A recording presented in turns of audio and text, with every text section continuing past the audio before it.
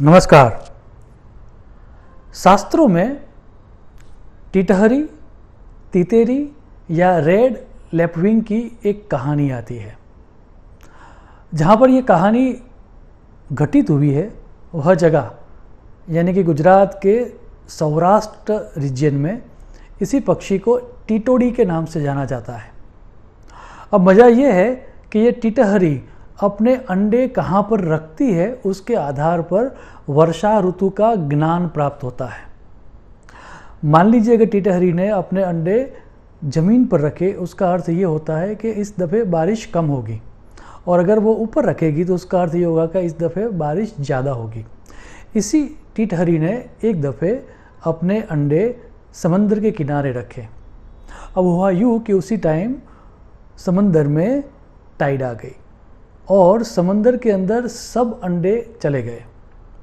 अब टिटहरी को बहुत गुस्सा आ गया और क्योंकि वो यंग थी तो उन्होंने सोचा कि मैं अपनी चोंच में रेत, समंदर के आसपास जो रेत होती है उसको भर के समंदर के अंदर डालूंगी और समंदर को पूरे का पूरा सुखा दूंगी और अपने अंडे वापस ले लूँगी।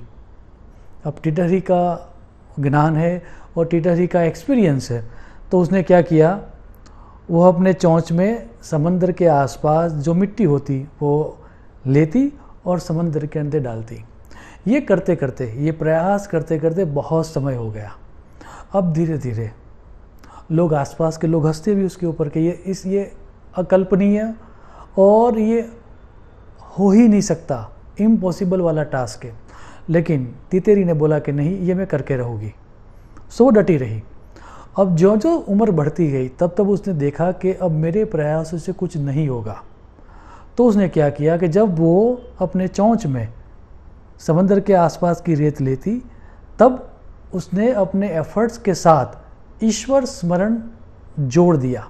तो जब वो चोंच में रेत लेती तब वो ईश्वर का स्मरण करती, और जब वो मिट्टी को या रेत को समंदर के अंदर डालती तब हे ईश्वर या हे परमात्मा या हे यूनिवर्स मुझे हेल्प कर, ये करना उसने स्टार्ट किया। उसमें भी बहुत सारे टाइम निकल गया, लेकिन ये छोटा सा पक्षी और उसके इतने सालों का प्रयास सुनने के बाद उसकी ख्याति होनी स्टार्ट हो गई। देवताओं में उसके बारे में बातें होना स्टार्ट हो गई, और हुआ यूँ कि वह बातें जाके पहुँची वैकुंठ धाम में।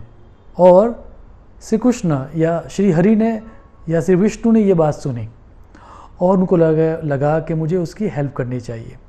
तो विष्णु जी पृथ्वी पर आए और उन्होंने बोला टिटहरी से कि बता मैं तेरे लिए क्या कर सकता हूँ। तो उन्होंने बोला कि मुझे मेरे अंडे वापस चाहिए।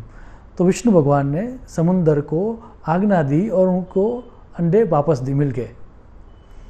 अब ये कहानी महाभारत में सुनाने के बाद व्यास जी एक प्रश्न पूछते हैं अपने शिष्यों से कि टिटहरी को अपने अंडे वापस मिले वो उसके खुद की मेहनत या एफर्ट्स के कारण मिले या फिर परमात्मा की कृपा हुई या उसका भाग्य खिला उसके कारण मिले।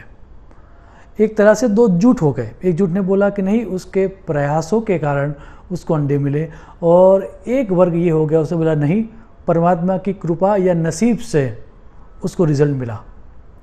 आखिर में व्यास जी दोनों को ये बताते हैं कि ये दोनों झूठ आधे सच और आधे गलत है। सच्चा आंसर दर्शाते हुए स्वयं वेद व्यास ने ये सूत्र दिया, और सूत्र ये है, यत्नो ही सततम कार्यः ततो दैवेन सिद्ध्यति।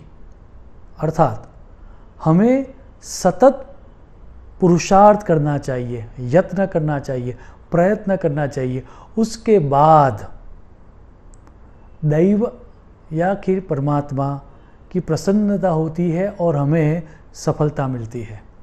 सो करेक्ट आंसर ये था कि टिटहरी के प्रयासों के कारण ईश्वर प्रसन्न हुए और उसके कारण उसका भाग्य खिला और उसको कार्य सफलता मिली। यत्नो ही सततम कार्यः ततो दैवेन सिद्ध्यति। अब इतना सुनने के बाद बहुत सारे लोगों को यह प्रश्न जगेगा कि मैं बहुत सालों से प्रयत्न कर रहा हूँ लेकिन सफलता मिलती ही नहीं है, तो क्या करें। तो उन सबको ये याद रखना चाहिए कि शास्त्रों की घोषणा है कि कृतस्य नाश नास्ति, अर्थात आप जो कर रहे हो वह कहीं रजिस्टर हो रहा है। There is something called the universe और गॉड या जीसस या खुदा, जो आप जो भी कर्म कर रहे हो उसका रजिस्ट्रेशन हो रहा है।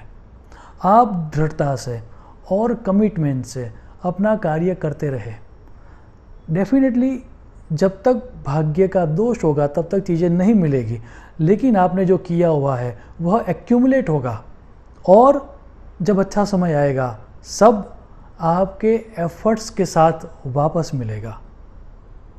अब कभी कभार ये भी प्रश्न जगता है, हम हमारे आसपास ऐसे लोगों को देखते हैं और हमें लगता है कि ये तो डिज़र्व ही नहीं करता सक्सेस को, या फिर इसने बहुत कम एफर्ट की थी और इतना ज़्यादा अच्छा रिजल्ट मिल गया।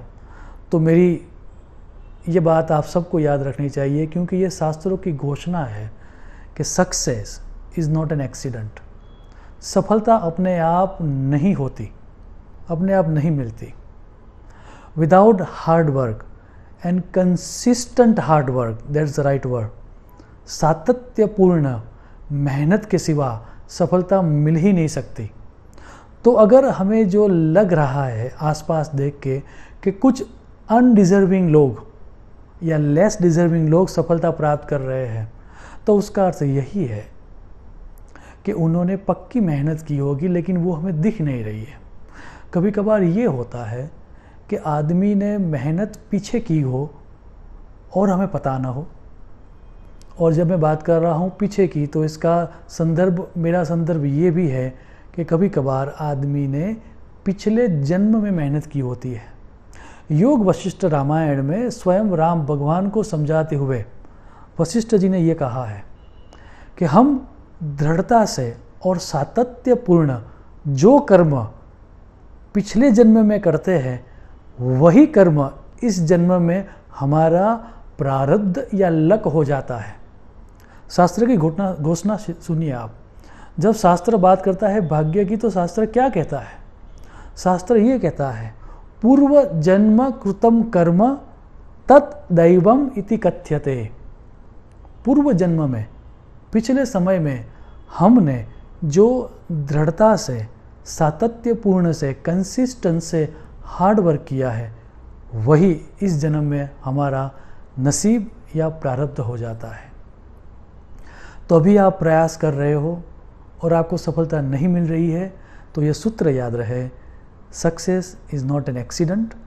और अभी जो आप कर्म कर रहे हो वह सब कर्म कहीं रजिस्टर हो रहे हैं।